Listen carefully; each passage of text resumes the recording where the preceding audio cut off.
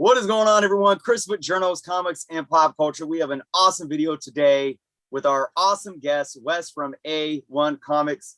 How's it going today, Wes? It's going great. I can't complain working in comics. So Yep. every day is great. I mean, like that might be a little bit of exaggeration, but it's there's ups and downs, but Yeah. working in a comic shop is awesome. It Challenging, but is. awesome. Yeah. Yep. I hear you, man. Even on the worst days, I'm sure we're Oh yeah. thankful that you could be working in the hobby that you love. So we got you here because we're gonna talk about a little bit about A1 Comics and what you guys have done as a retail LCS location over these last couple of years. Obviously, it's been a crazy couple of years with COVID, a lot of ups and downs, a lot of crazy things happening in the comic book market and industry. So, Sure. I'm going to put you on the spot, ask you a lot of questions to kind of get I'm a ready feel for it. what. Yeah. All right. So, I know that I've discussed on my channel a lot about, the COVID market. I've addressed things on, what I think LCSs have done to adapt. And we talked about the market in general in terms of, we've seen a lot of crazy, price increases in sales. Yeah. We've seen just a lot of money being poured in the hobby. We've seen a lot of evolution, I think, in the hobby too. So we're going to definitely talk about a lot of these different things today. But I want to just give a little bit of background on A1. You guys have been in business, I believe, what is it? It's almost 2022. I believe you're coming up on almost 30. Is it 32 years? 34, I think. 34, Pretty man. sure, It's yeah. just, that's Yeah. right. 88, right? Yeah, 88. My math. Okay. No, And I know you it's all guys good. have your three locations in Mhm. Sacramento, Roseville, and Folsom. Yep. So I talk about you guys all the time. A1 Wednesdays always on my channel. I love the support that I've been able to give you guys over the last decade plus. So thank you for that. Yeah. No, I'm glad to give it back for sure. Awesome. Definitely. So, you guys have been around a long time. A1, under the helm of owner, Brian Peets. This was his baby. Started this thing in 88 and has just seen a lot of growth. And you guys have survived some crazy times, including the 90s. And I know I had a conversation with Brian a few years back about how a lot of LCSs in the Sacramento area actually didn't survive that time in the late 90s and coming into the 2000s. So you guys have been through a lot, but these last couple of years with COVID have definitely thrown a lot of people a wrench. So I just want to take some time today to really address what A1 Comics has done to really kind of maneuver through this time. Yeah, I could definitely kind of give you like a bird's eye of that for sure. And I think that you touched on a few things, and I think a big part of that you kind of briefly touched on was Brian Peets. Brian set all of this up, and he laid the foundation for A1 to be what it is, as far as reputation. The brick and mortar, three locations is pretty, multiple locations for an LCS isn't very common.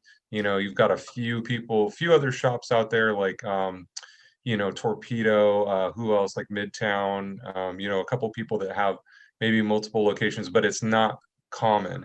And that's a kind of a, like definitely a testament to like some of his success outside of the fact he's survived, or this business has survived as long as it has. And some of it is due to, just, Brian himself carrying, his name carrying a lot of weight in this industry. A lot of people know who he is. If you're a hardcore comic collector, and you've been to a comic show in the last 3 decades, you've probably have run into him. So there's that aspect of it. And also he's done a lot with this company as far as diversifying, selling different things like Magic, Pokemon, action figure, different things, that has just kind of helped us as far as like, if comics aren't doing so hot, at least we have other things to kind of lean on, which I definitely think has helped us get through some different times for sure. And then COVID was just a whole nother kind of level or like wrinkle into things, because obviously for a minute everything shut down, and so that was a little bit of a definitely threw a monkey wrench into things for sure, for sure. So It's crazy, and I talk about on my channel all the time. At least pre-COVID, you could go back and see all of my A1 comic sale unboxings, and I yeah. joke with you guys, if you go on your websites or anytime you guys post on Facebook and are promoting a new sale, you usually show Hmm. pictures from previous sales. Like, I'm always in the pictures. Like, it's like, where's Waldo? Yep. You could Well, find me somewhere. It's yeah. hilarious. But interesting enough, back in March of 2020, you guys had a huge, I think it was one of your 50% off sale, back issue sales.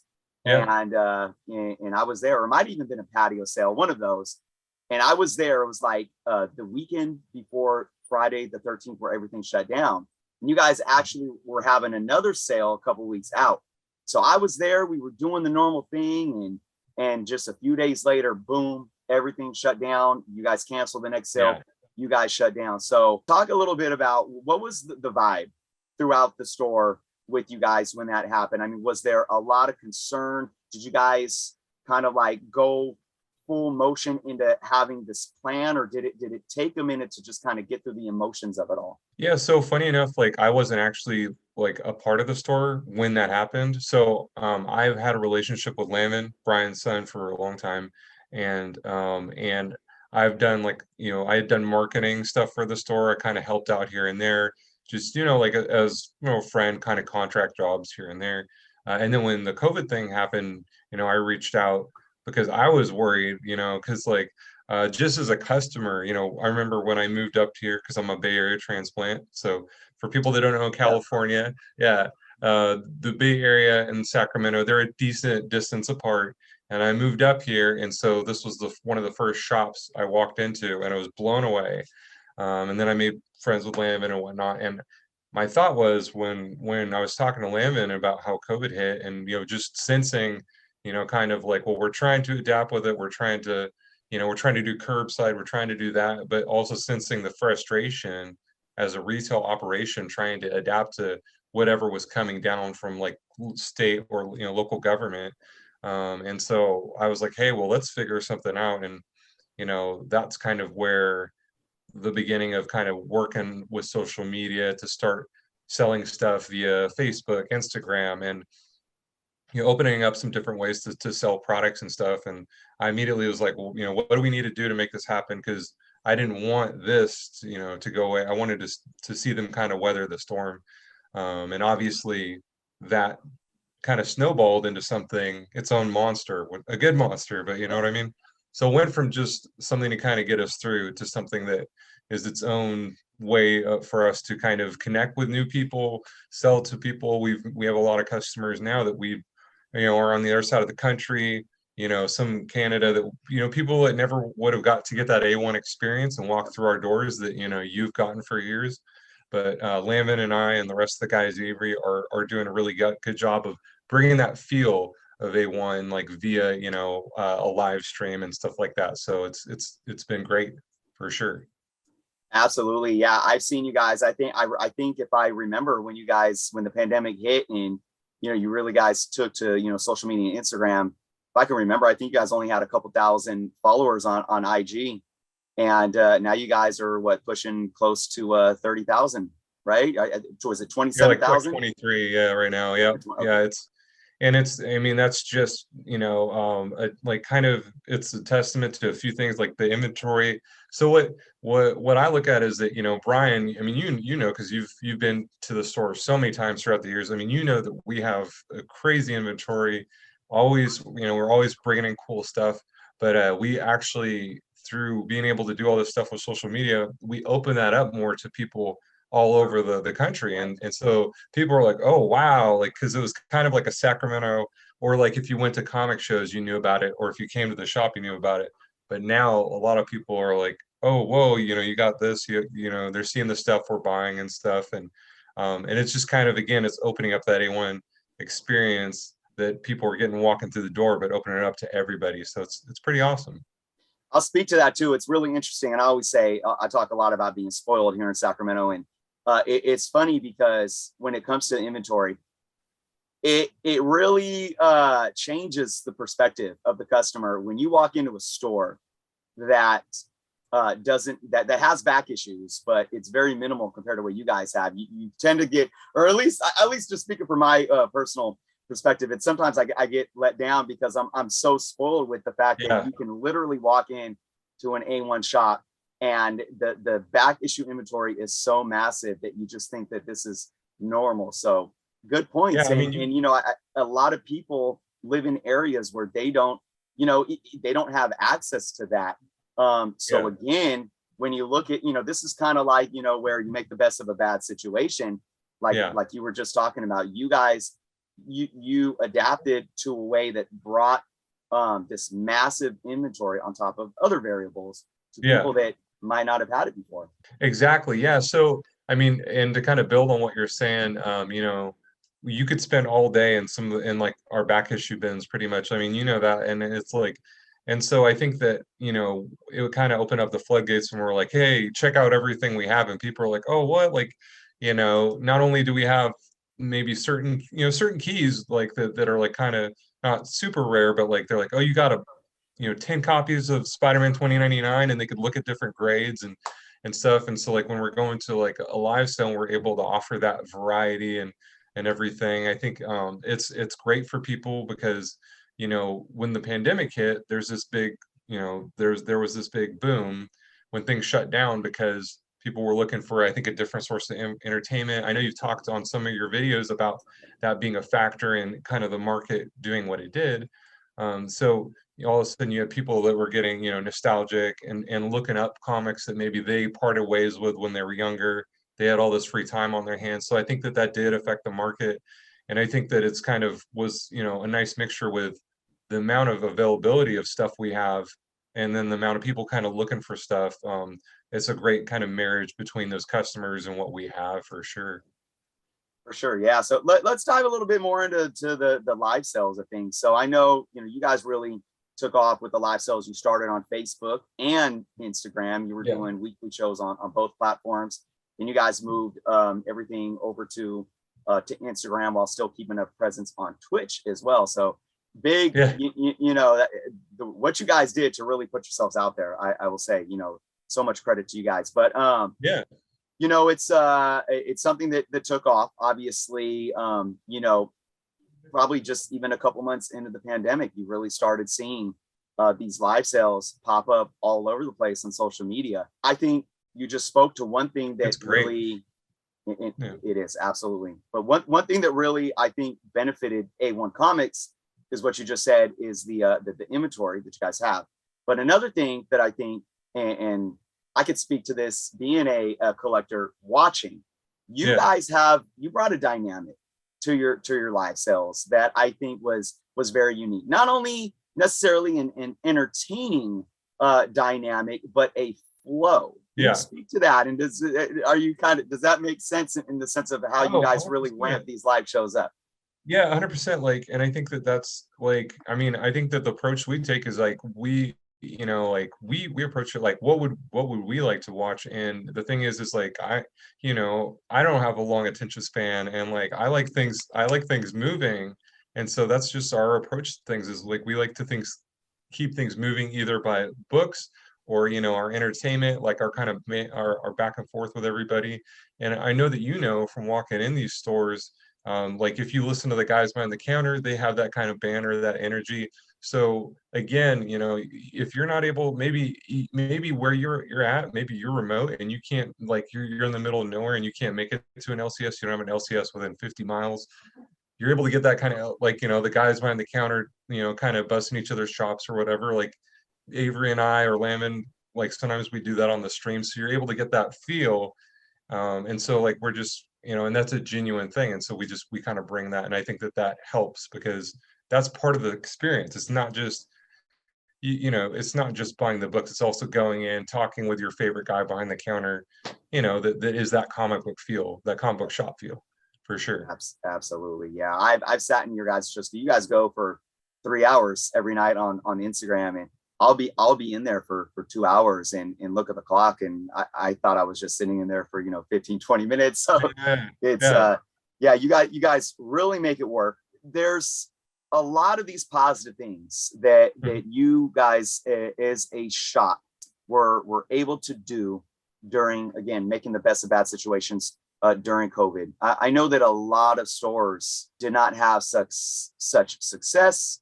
I know that there have been stores that had, when they had to shut down, they never opened back up, and Yeah, this is obviously yeah, unfortunate. I will say, while I'm talking about this, I think one amazing thing about Sacramento area too is there's a lot of shops out here, but I really see that there's also a lot of support for all the different stores between each other. And yeah, but yeah. It's a looking at, community for sure. Yeah, absolutely looking at the inability for some of these stores to adapt. I mean, can you speak on that a little bit? And I know we may be repeating ourselves, because I think we just touched on a lot of the variables that allowed you yeah. guys to have success, but can you just maybe touch on why you think some of these stores weren't able to push forward, and what kind of gave A-1 maybe a more of an upper hand to push through this? Yeah, I think it's the two biggest things are like our like the personnel that we have in the inventory, like we've got the right amount of mixture of fun guys, a good crew that we're really lucky to have, and then the inventory that Brian's worked really hard to build up, and that we work hard to keep that inventory fresh. And I do think that, some shops, I think, I know you probably know some of the guys, the guys from some of the other like Big Brother and Comic Command, and these guys, and I'm sure that, and talk to them, I don't think people realize, you probably realize this, but like how much actual work goes into doing diamond orders, how much work, just into keeping a comic shop flowing normally. So we're fortunate enough that we have people running that and keeping things going, and then we have our crew of people keeping this going. So I understand how, like, even if I was to tell somebody that was maybe back, go back in time and tell somebody, hey, try and do this for your shop.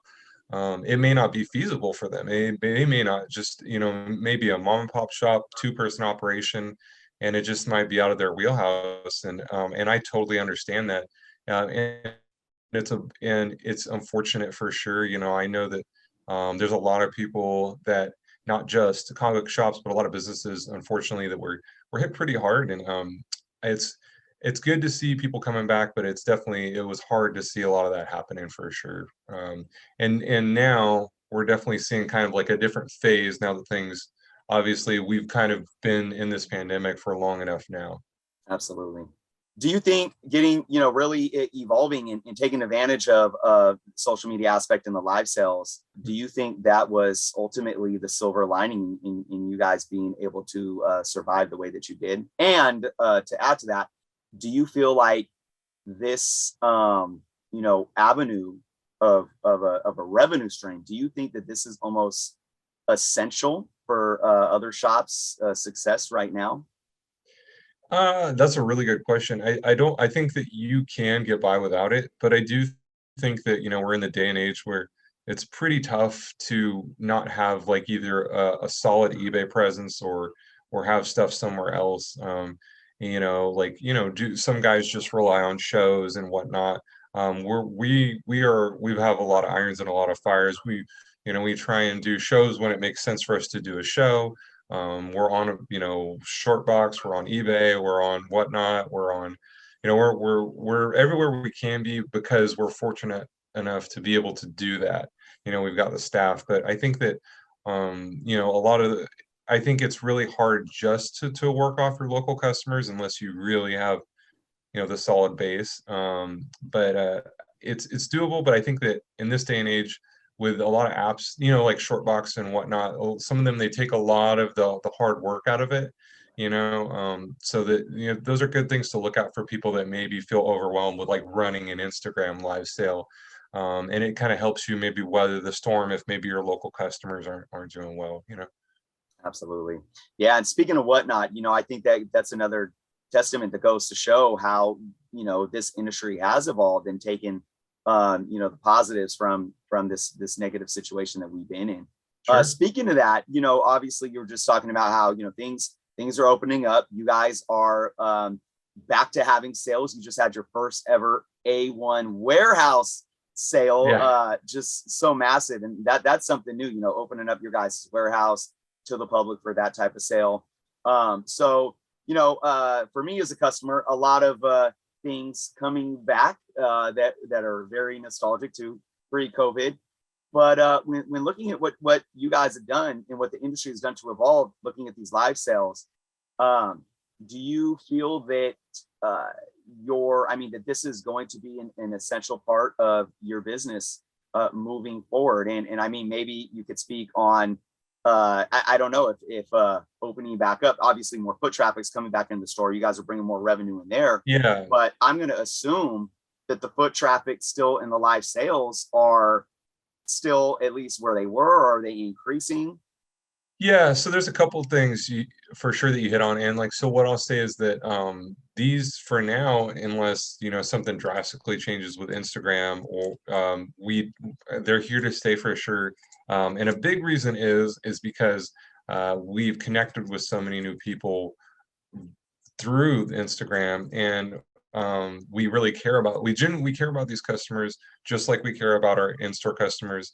It's a big staple about how we do business is we really go the extra mile for our customers, and we're not gonna, I think if we were to like step away, just step away from Instagram, we would be abandoning those people that we're not only building as customers, but we're building relationships with, and we definitely want them to be able to keep maintaining purchasing, interacting with us and everything. But yeah, now that the stores opened up again, we've seen a good amount of foot traffic, especially we just are getting through the holidays right now.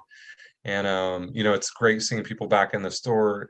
Again, it's a little bit tricky because COVID keeps spiking, and there's a lot of concern, it makes it a little bit stressful. But we've seen a lot of great renewed interest in coming in, shopping in the store, and that's awesome. But I do think that we're just kind of taking it day by day, and we're really optimistic as far as like how that goes with in-store customers. I think that the market itself has changed, which is interesting, like pre-COVID, post-COVID. Obviously, I know that you've probably you've definitely noticed, because I know you pay attention to the market. A lot of certain books that were going crazy earlier on, May, June, have really kind of slowed down, and so it's made our job more interesting as far as like we have to be on top of things and whatnot. But it's great. It's a fun dynamic seeing people actually being able to come into the store and talk to us about the live sale, because at first it was closed off because the store was shut down. So now, I just had a customer that was visiting from Boston, who's a live sale customer, come in and talk to us, and it's great. So just as much as I love seeing savers come in and pick up their stuff and be able to say hi to them or whatever, just it's cool seeing somebody come from out of town. So it's That's great. awesome.